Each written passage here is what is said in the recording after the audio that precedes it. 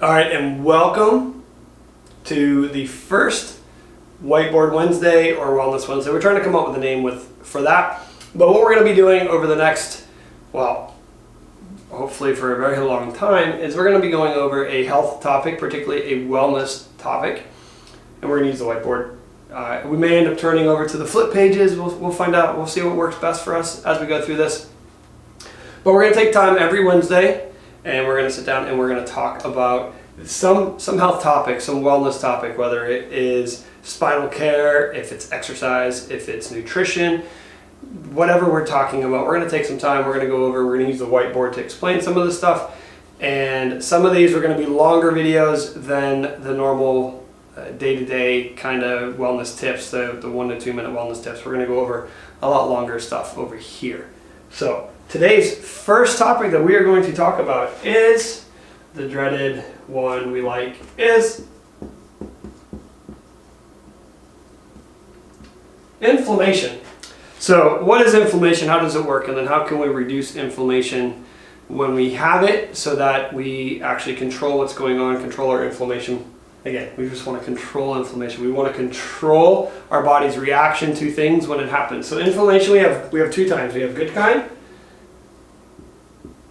and we have bad kind. So the good kind of inflammation is the acute inflammation.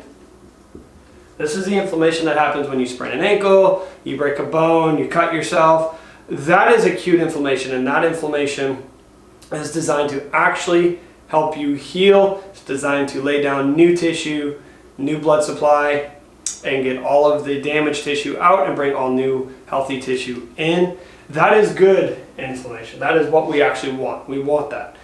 Bad inflammation, I'm going to change colors a bit. Bad inflammation is what we would call chronic inflammation. Now, you've heard some people have diseases or conditions like chronic inflammatory disease, chronic inflammatory bowel disease.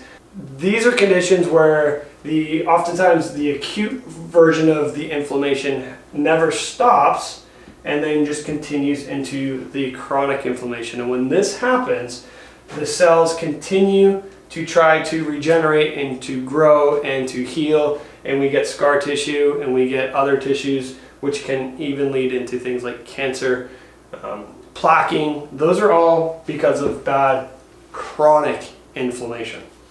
So we don't want chronic inflammation. We actually just want acute, good, healthy, happy inflammation. We don't want the chronic inflammation. So what do we do? How do we do this? How do we reduce chronic inflammation so that this isn't a problem? And how do we stimulate good, healthy, happy inflammation, which is only needed when we have injured ourselves? So what do we do? How do we do this? And one of the easiest ways to do this is through nutrition, through food, through supplementation, not through medications or drugs. So we want to utilize foods and supplements to do this, to reduce the bad inflammation, the chronic inflammation, and stimulate good, healthy, acute inflammation when needed. There are some situations where we actually want to stimulate an acute inflammatory reaction to something that has actually been under a chronic bad inflammation. So let's take a shoulder injury, for instance. So if we have a sprained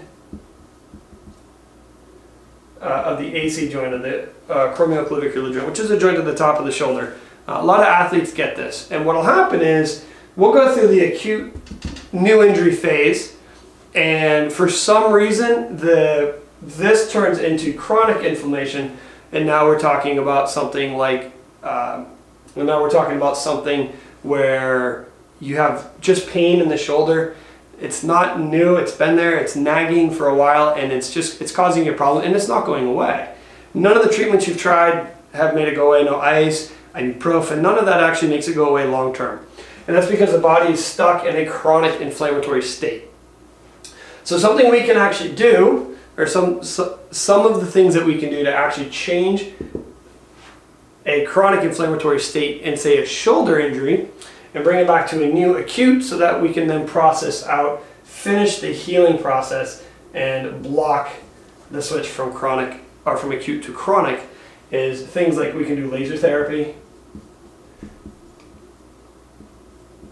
We can do things like myofascial release. We can do some stretching. We can do certain exercises to try to stimulate a new acute reaction.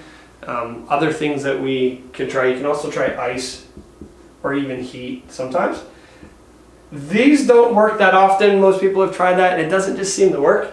Laser therapy actually has shown to reduce chronic inflammation, stop chronic inflammation, and allow the acute healing phase and then cycle through so that you're actually healed, you're done. Other things that can be done if that doesn't work, which would be the next step, would be things like prolotherapy, where they go in and inject dextrose or sugar water into the joint to actually cause an acute reaction due to the injection. And then, so now we went from a chronic to back to acute, and hopefully it doesn't progress back to a chronic state. And the other ones would be very similar things. And then doctors will even try to use cortisone to try to break up the chronic inflammation. That doesn't always seem to work either. But what we know is that when this happens, when we get stuck in chronic inflammation, a lot of the things that go on in the body, it's all biochemistry, is the foods that we eat will drive our inflammatory state. So let's get rid of some of this so we can have some more space on our whiteboard. So our foods, we have good foods,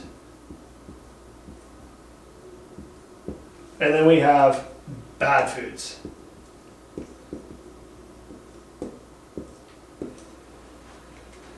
All right, so our good foods actually reduce inflammation, and our bad foods increase it. Okay?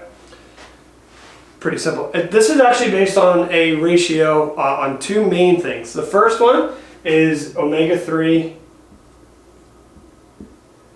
fatty acids to omega-6 fatty acids.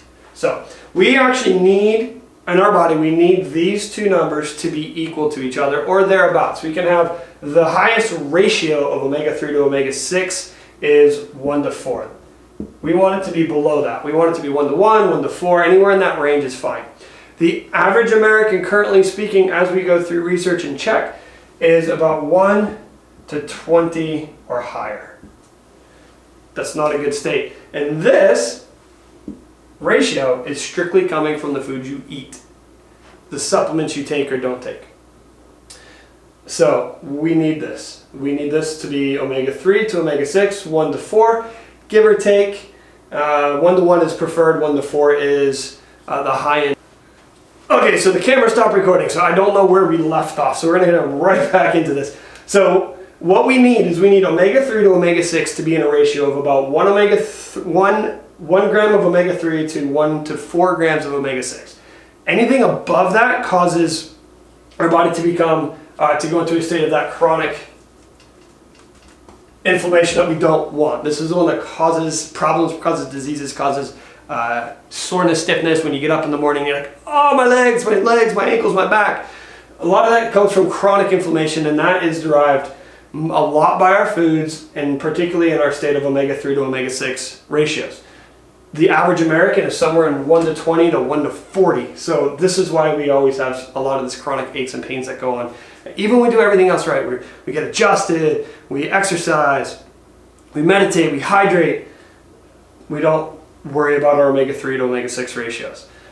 Some people say they eat really healthy, they eat a certain way, and I'm ecstatic when we come in because they actually have eating habits that are easily modifiable. We don't have to do a whole lot to change them. We just need to convert a few foods, change some few foods around. So we'll talk about that. So we got good foods, bad foods. They're either going to increase inflammation or they're going to decrease inflammation. That's all the foods are going to do. Second way of controlling our inflammatory reaction is through the glycemic index. And the higher the glycemic index, the higher the inflammation.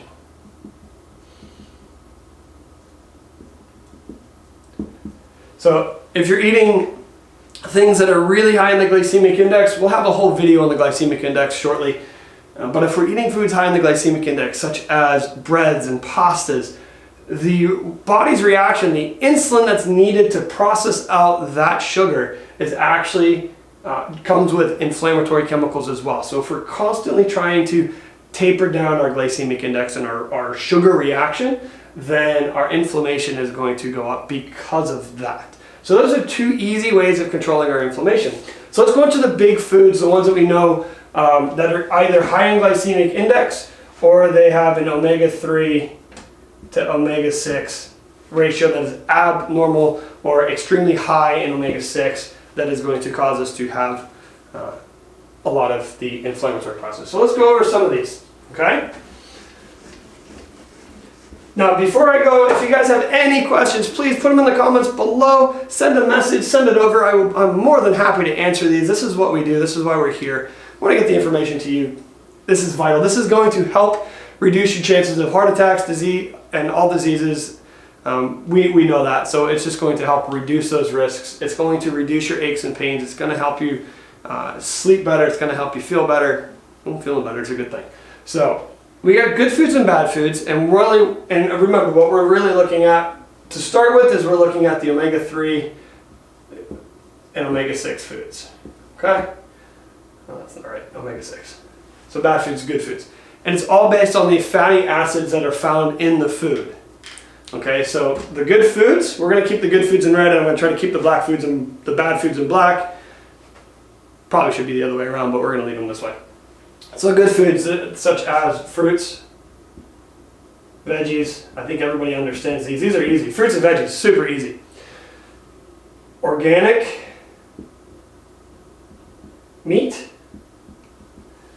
particularly grass-fed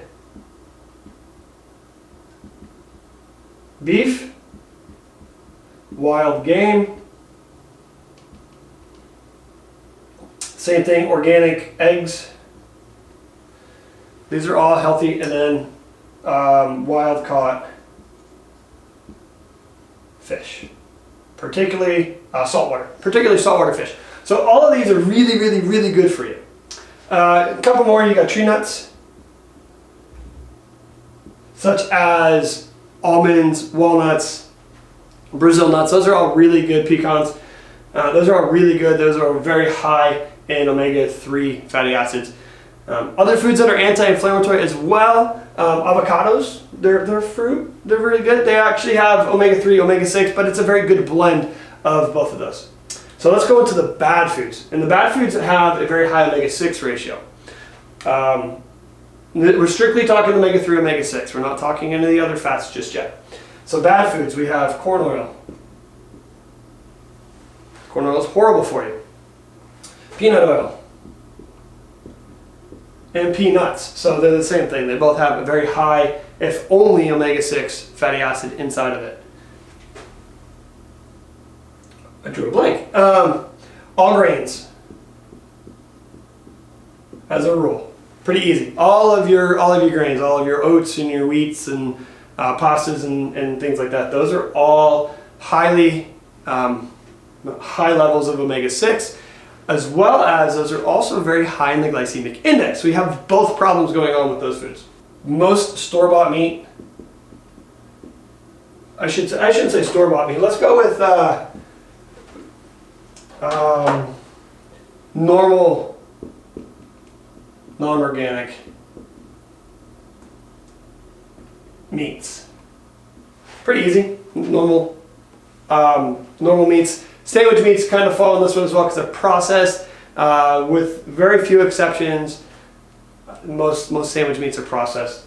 But here's the fun part. I actually have a handout for you guys. You guys can put a link in the description or the comments wherever this video happens to be posted for you guys. And you can download it. It's free. It's a 2-page PDF. Basically, we talk about these and what they are. Big one that we didn't have over here is farm raised fish. Tilapia, catfish, all of those are all farm raised fish. They all are highly inflammatory, as well as we just know that the meat themselves are very, very bad for the average person to consume. So this is our omega-3 to omega-6 foods. We want to liven up, we want to live, and we want to eat mostly this type of food as much as we can, and we want to avoid this food when possible. So And then I won't put rice over here because rice kind of falls somewhere in the middle. I don't argue over rice. But these foods over here we know, any vegetable oil, we'll just put veggie oil. Any and all vegetable oil has negative health effects to you. They are all inflammatory. We want to avoid as much of that as possible. It's not good. So, good foods. Fruits and veggies, bad foods.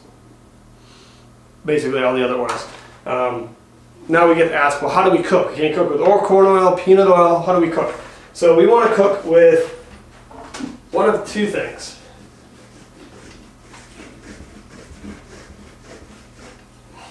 Okay. Three things actually. So we have low heat cooking and we have high heat cooking. Low heat cooking is you can use anything you really want to anything on this list to low heat cook, but particularly is olive oil. I use olive oil for a low heat cook. I like the flavor. I keep the heat low. I don't hit the smoke point. It doesn't degrade or denature the oil, so we don't have to worry about that. But it's low heat oil. High heat oil or high heat cooking, higher heat cooking is we use coconut oil. We use actual organic butter. Butter, come on. And you can use real lard. No, let's take that one out. We don't use real. So the higher heat oil, the higher heat is coconut oil or butter. You don't want to use olive oil because once it hits what's known as its smoke point, you can start having negative effects with the olive oil. So we don't want to do high heat olive oil. But coconut oil, organic butter, they all cook really well at the higher heats. And so that's really where we're sitting at. And all of these oils are anti-inflammatory oils. So that they're actually helping reduce our inflammation. All right guys, so that's in a nutshell how to use our foods to help reduce our inflammatory state, so that we have good healthy acute inflammation when we need it, and we are not living in a state of chronic inflammation, which is a state of chronic pain and discomfort and just not a lot of fun. And if we're living in a state of chronic inflammation, we are going to see a drastic increase in diseases, heart disease, cancer, diabetes, strokes. They all go up the longer you've been in a state of chronic inflammation. So if you have any questions, guys, please again post them in the comments below. Share this video with your friends, family, anybody who's been suffering with any of the diseases that are in chronic state, which is pretty much everything everybody has. They're stuck in the state of chronic inflammation. So anything that you can do to reduce your inflammation through nutrition is vitally important, and it will help you. Quick side note, I forgot to add the supplements that you guys should take. I forgot to put them in the beginning, so we'll do it right now. Supplements are pretty simple. You need omega-3 fish oil. It is shown by research that we need the marine source omega-3 fish oil. Plant-based fish oil we don't convert to. The two that we need is DHA and EPA, the two essential omega-3s that we're really needing. We don't convert a lot of the plant-based omega-3 into these two, particularly men. Women do convert some, men don't convert as much. It seems to be an estrogen process in the body. So we want to make sure that we're consuming fish oil, good healthy sources of fish oil when we do that. Vitamin D3 is also another anti-inflammatory. Let's write that properly. D3, hugely an anti-inflammatory. Everybody's heard of turmeric, curcumin, ginger, boswellia, frankincense. These are all anti-inflammatories. They are all things you guys can take, utilize. The benefit is it's food. It's really hard to kind of overdose on food, so that's a huge benefit. These are the basics that we use to deflame, to anti-inflammatory. Also, supplementation with magnesium is also anti-inflammatory. So again, guys, that's it for today. If you have any questions, let us know. Help us decide if it's Wellness Wednesday or if it should be Whiteboard Wednesday. Leave a comment again down below for us on that one. We're going to do a little poll on that and figure out which way we want to go with that. Because that's going to be up to you guys, and we're going to have some fun with this. Any topics you guys want to hear about, put them in the comments below. Send us a message, send us an email. And again, remember to like, subscribe, and comment on this video.